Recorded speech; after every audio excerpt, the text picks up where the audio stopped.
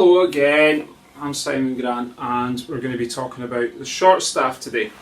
So you might have seen the lesson before, which talked about the great staff, which was when you had all of the lines and all of the spaces and you used them all.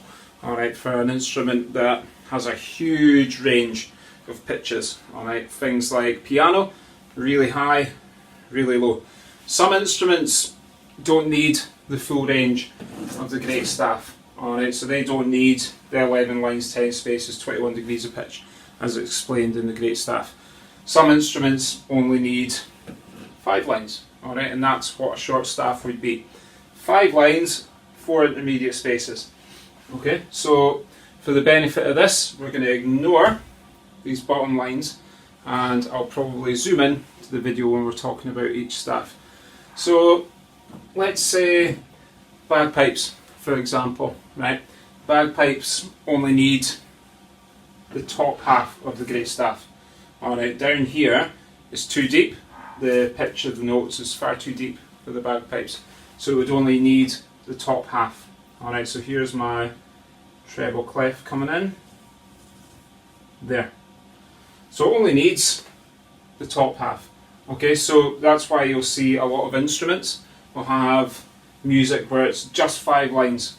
Okay, and the treble clef placed at the start tells you that it's that range of pitches, or that range of pitch. Okay, so it's the upper half of the great staff. So the highest pitch is going to be pretty high on the great staff, the treble clef. Okay, so instruments like bagpipes play on the treble clef, so the upper half of the great staff. The medium range, alright, if say you're playing an instrument which is in the mid-range of the great staff, and remember we were talking about middle C before, okay, so we had middle C there, which is a line within the great staff, you would maybe use the tenor or the alto clef, okay, so it's 5 lines, it's 1, 2, 3, 4, 5, these 5 lines here, and then to draw it, and there will be a description video, or I've made a description video on how to draw each of these clef signs. So if you're using an instrument, or playing an instrument, where the pitch of the notes is within 1, 2, 3, 4, 5, these 5 lines, you'll find at the start of your music you've got the tenor or alto clef. Okay, that's what you would see. And the 5 lines would represent those notes. So that middle one's middle C, as we spoke about before. So I can't think of an instrument off the top of my head that plays that range. But again, if you see a piece of music or you're learning an instrument that uses that range of pitch, that's the clef sign you'll see. And again, as I said before, I'll put up some videos at the end of this which describe how to draw each of the clef signs. So there'll be a video describing how to draw the treble clef, the tenor or alto clef, and then the bass clef. Right, so the last one, I said there was 3. We've done the treble clef, tenor or alto, we're going to do the bass clef now. So that's what you would see if you're using the bottom 5 lines of the great staff.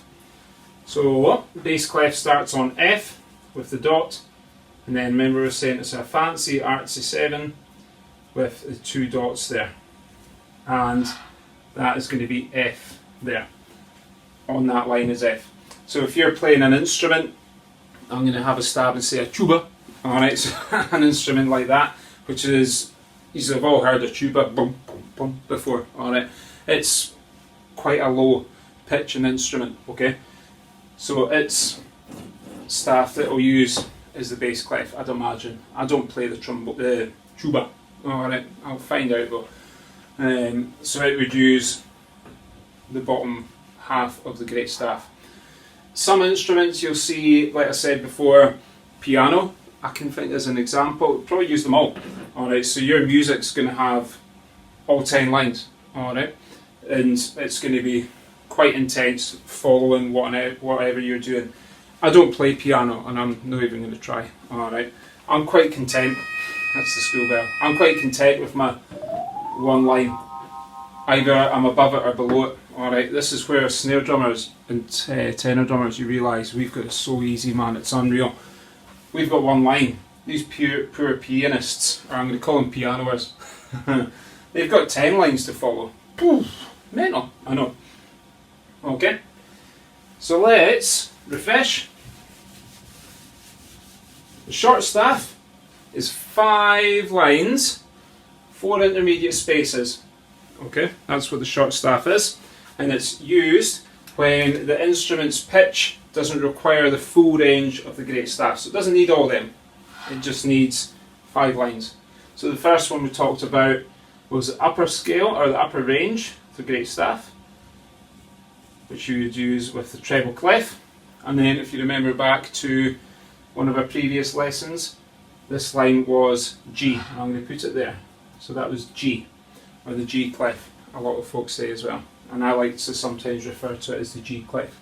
So instruments that are higher in pitch, like the bagpipes, they would use the treble clef.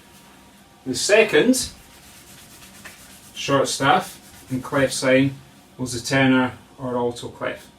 And it started on that line, so it went down 5 lines, 1, 2, 3, 4, 5.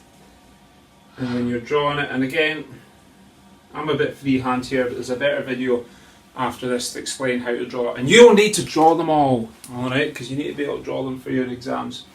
This is for instruments that play within the mid-range of the great staff.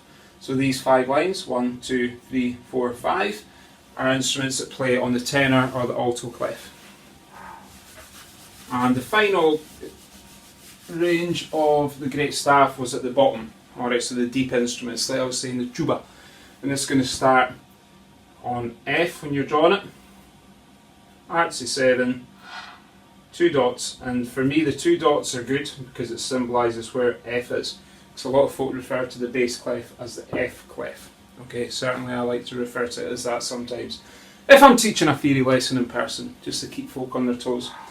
And the bass clef would be used when an instrument's range or pitch range is within those 5 lines. Okay. Now, just because it's the 5 lines, remember we spoke about ledger lines, you can go further down. Okay. Oh, let's do that again. That was a squinter. Alright, so say you're playing notes like this. Alright, I'm just going to scribble stuff for now. But you're suddenly going really low. Like really low. And that's a ledger line. You can do that still, alright, because you're showing that the next line it's out with the range of that staff. And then you could in turn go above. And bear in mind when you're doing notes, like so the bass clef, the alto clef, or the treble clef, it's just the 5 lines you would see.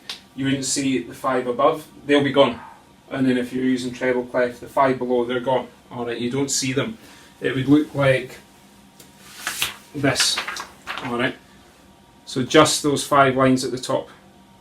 And then your next line of music would be there. Next line there. Just like that, okay?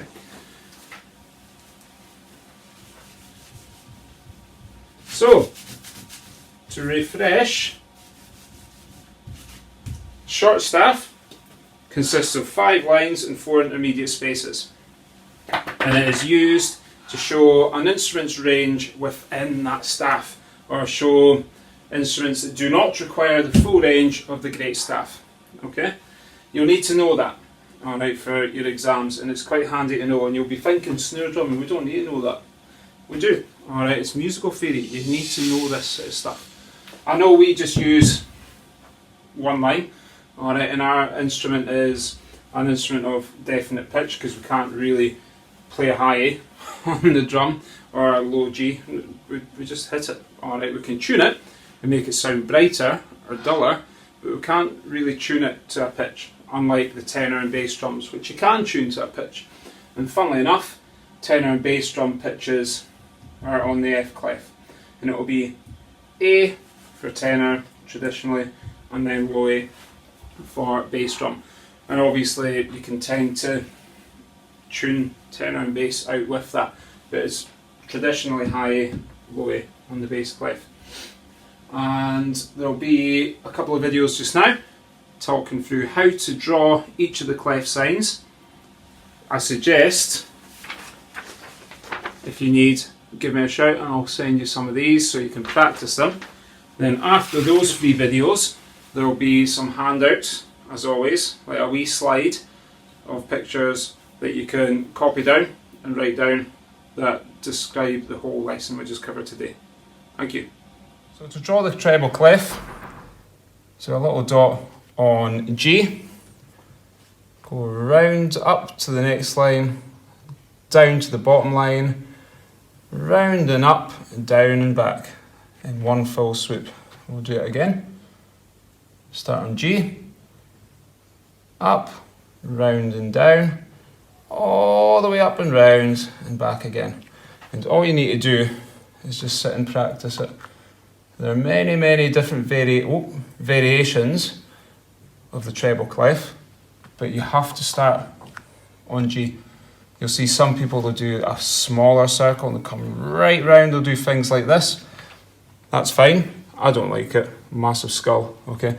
I stick with quite accurate circle on the line, up, down and round. This one is the tenor or alto clef, and this is drawn on middle C.